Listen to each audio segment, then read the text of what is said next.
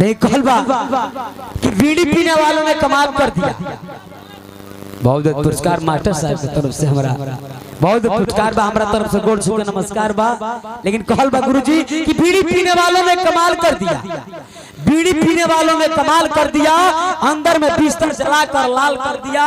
गंदगी पसंद हो तो जर्दा खाना सीख लो, गंदगी पसंद हो तो जर्दा खाना सीख लो। भीख अगर मांगनी हो तो खैनी खाना सीख लो।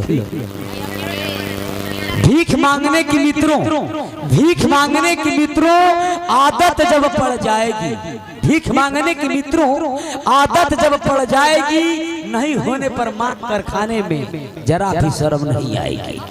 बहुत लोग ऐसे हैं जो बिन नशे के जीते हैं, बहुत लोग ऐसे हैं जो बिन नशे के जीते हैं, और बहुत भाई ऐसे हैं जो लैट्रिन में बीड़ी पीते हैं। कहलबा रंगों में अनेक रंग लाल एक रंगा, रंगों में अनेक रंग लाल एक रंगा, आ 5 गो राइस 95 गो लंगा। भैया कहलबा कलजी कहलबा के जात रहे कौआ फंस गइल महीनी, जात रहे कौआ फंस गइल महीनी, आ घीवो से महंगा बेचाए लागल। खाई नहीं जीवन पोस पाल के कर देनी पाठा, यानी लड़कन के पोस पाल के कर देनी पाठा, आ घर ही में लगहर लेकिन मिलत नहीं के सब डेयरी फार्म पर गलत कहां से देखिए। बड़ा खुशी की बात भैया, आज के बाद खुशी के बाद बा ऑडियो वीडियो कैसेट में देखत रही हमने का आज बिग गंगा चैनल पे भी आवत भैया। एगो बिग गंगा चैनल पे सुख सुमार के देखे के मिली, जन्म हम बनी आनंद मोहन अक्षरा सिंह और बीआई विजेंद्र सिंह, जन्म बे कॉमेडी बॉय बन जा भैया। हमनी के आनंद मोहन जी कहले बने कि बेटा हजारी देखो जुग जमाना खराब बा, बुचिया सियान हो गई, कम से कम लड़किन के समय पे शादी कर दिया जाओ तो बड़ा बढ़िया होई। हमें ठीक है बाबूजी तो का कहता हो, अच्छा तू जा जाके पूछे के लइका ठीक क के आवो। हम कहनी बाबूजी ठीक बजाता नहीं, को बरिस के लइका ठीक कर दे। तो कहले बना आनंद मोहन जी कि बेटा हजारी जानते बड़ो 1900 कन्या 20 बर, 19 बरिस के लइकी त 20 बरिस के लइका ठीक क कही हो। हम कहने ठीक है बाबूजी हम जाता नहीं, अब बुचिए खतिया के लइका ठीक के आवता नहीं भैया। हम लइका खोजे चल देले बनी, दिन भर लइका खोजले बनी, खोजत आ दिन भर में लइका खोज के आइल बनी। 20 बरिस के लइका हमरा नहीं के मिलल, तो हम का कइले बनी कि 10-10 बरिस के दूगो ठीक के चले बनी। जन भैया सुख समार गुरु सब के देखे के मिली 8, 8:30, 9 बजे के बीच में देखे के मिलना भाई बिग गंगा चैनल पे। देखिए जब चलने भैया और नहीं है, जब भैया घूमनी है तो भुला गए है, जब भैया पूछे लग कि भैया गोपालपुर ये हो तो एगो लड़का कहता हो हजरिए जाता हमने बुझाता कि लड़का पहचानता, कहता हजारी भाई तारा के देखले बनी तीन कहलो पर कैसेटवा में के 2 रुपए किलो तो हमरो को हमारा भैया के दो। हम कहने की लड़का पहचानता, कहता हजारी भाई को बात पूछी, हम कहने की पूछो, कहते हजारी भाई तू बिहारी हव नु, हम तारा का बुझाते का अमेरिकन नहीं, तो कहता हजारी भाई को बात पूछी, हम कहने पूछो, तो कहता ही बताओ हजारी भैया तू बिहारी हव, तो ई बताओ कि तू बिहार में बड़ो आ कि इंडिया में बड़ो। हम कहने बबुआ बड़ा बढ़िया बात पूछले बड़ा कि बिहार में बड़ा कि इंडिया में बड़ा। हम कहने कि बबुआ हम बताई कि हम बिहार में बनी आ कि इंडिया में बनी, लेकिन तू पढ़े लो कहता हो। हम कहनी बताओ, हम बताई कि बिहार में बनी आ कि इंडिया में बनी, लेकिन तू बताओ कि बिहार इंडिया में बा आ कि इंडिया बिहार में बा। तो कहते कि मोबाइल कहा हमारे से पूछ देला, हमने कहा है तो कहता लड़का को हम तो जानते बनी, हमने कहा जानता तो कहते हम तो जानते बनी कि इंडिया में बिहार बा। उन चुप कहला तो कहला कहबो मत करियो कि इंडिया में बिहार बा। भैया पहले इंडिया में बिहार रहे, लेकिन बिहार में इंडिया हो गइल बा।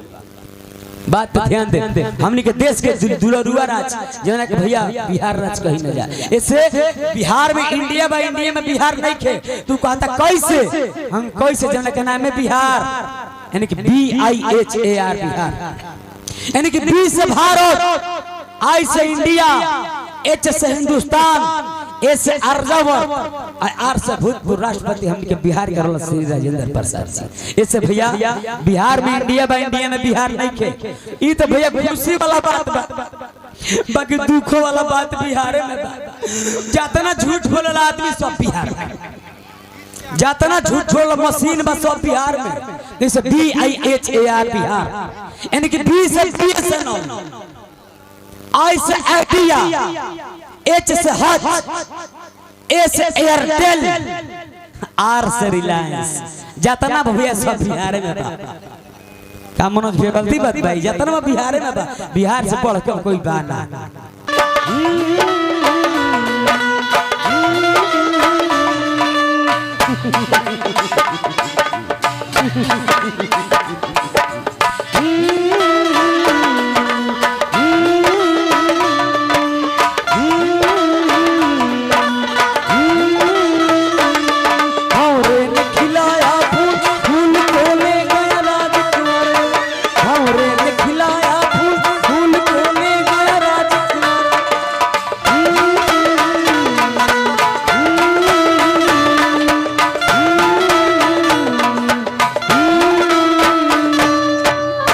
हेलो उपस्थित सजन एवं सजनियों, उपस्थित सजन एवं सजनियों, दोस्त एवं दोस्तिनियों, बहने एवं बहनोइयों, भाइयों एवं भौजाइयों, जिलेबी बनाने वाले हलवाइयों, दाढ़ी बनाने वाले नाइयों, जूता सीने वाले मोची भाइयों, जो खड़े हैं वो बैठ जाइयों और जो बैठे हैं वो लेट जाइयों, और जिस भाई को नाच देखना है वो अपने घर चले जाइयों।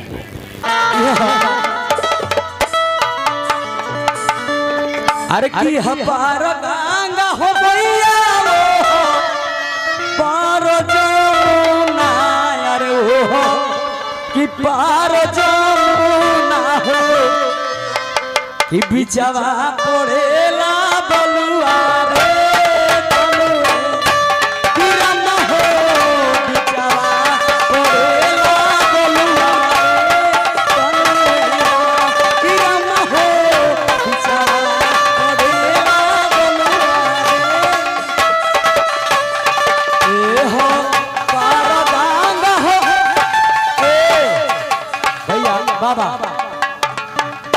एकरे के सोठी बुझार में हुआ एकलन गावलन कैसे।